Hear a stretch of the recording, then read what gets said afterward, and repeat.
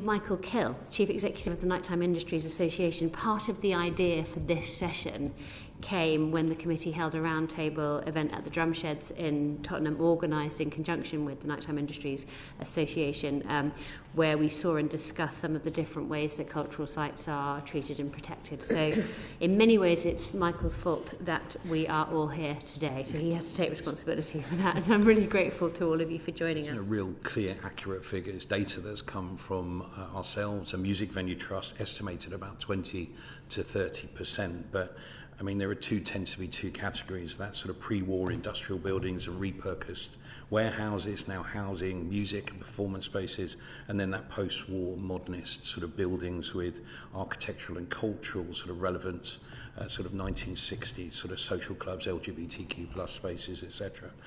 But to be really honest, there's no real central encompassing data, so I still believe that we're understating that position, and many are led with less protections who should significantly have those protections as it sits at the moment. We estimate of the 1,200 or so theatres that we believe there are in the country, and there needs to be better investment in data of all cultural infrastructure to make sure this is accurate.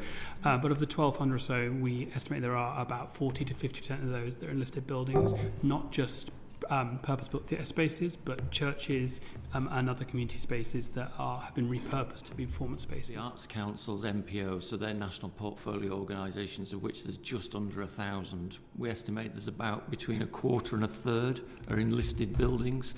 But I agree with Mike that there's 3,000 museums in the country. It's quite difficult to get a grasp on which are in historic buildings.